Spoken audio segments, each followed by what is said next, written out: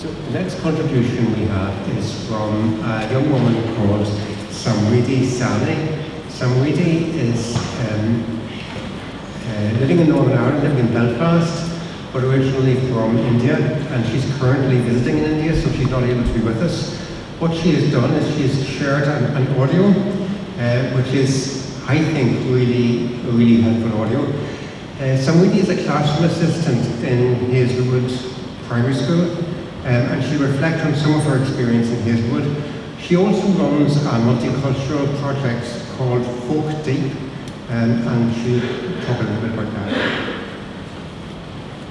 And so we have advanced technology. I'm going to hold my phone up to the microphone and hopefully it will work well. My name is Samriti Sani.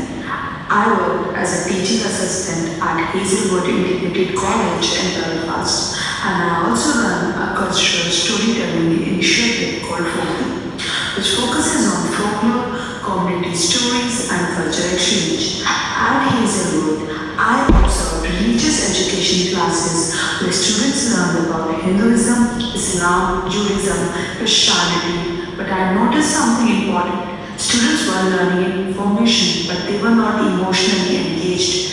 They memorized fact, but they didn't feel connected, and realized that the real understanding of diversity needs experience, not just textbooks. So, through our World of Culture Club, we tried creative learning. We did Rangoli workshops, henna art, food sessions, and some Bhangra dance workshops. When the students made Rangoli, they were excited. They explained why Rangoli is made, how it is different across India, and what it means in festivals. They started asking questions. During food workshops, some children were afraid to try new food, but after hearing the stories behind the dishes, curiosity replaced fear. Dance workshop helped shy students relax and connect. These activities showed me that when children experience new culture creatively, they naturally become open-minded. That this inspired my project Folk Deep, where we help communities share their stories through workshops, storytelling, and digital archives.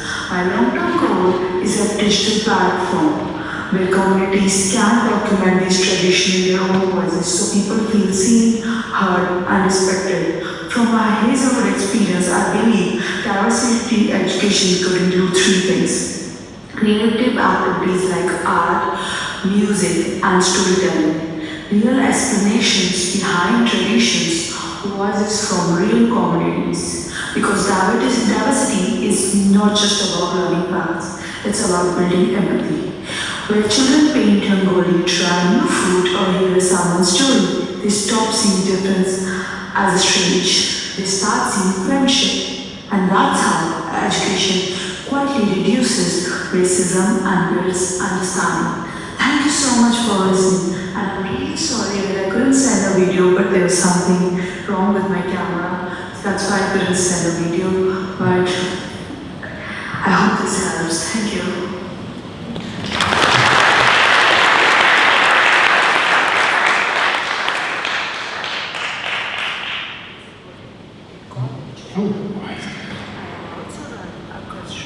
Sorry. How do you stop this? Okay. Our next speaker is Ed Peterson. Ed is a member of the Northern Ireland Interfaith Forum. In fact, he's the current chair of the Interfaith Forum. And Ed works as a member of the Catholic community. Ed works actually at Clonard Monastery. And Ed is going to speak also as a parent.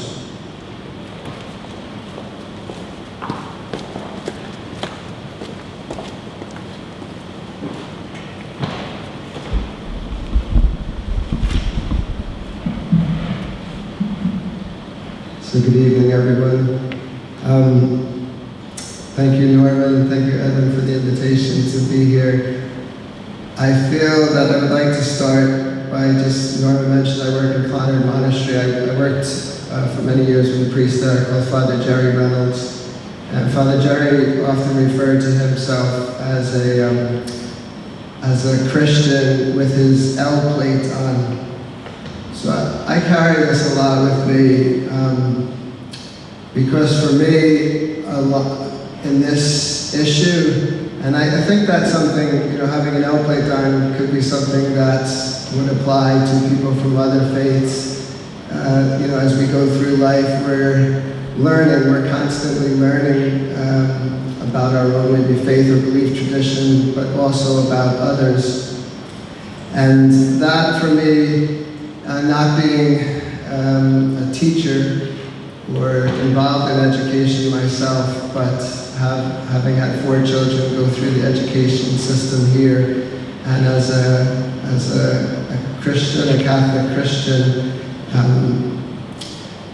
I think there are a lot of us out there who very much have our L plates on with regards to what's happening with the RE curriculum and revisions and proposals. I know many of you in this room would be well versed, and I use the term experts in much of what we're discussing.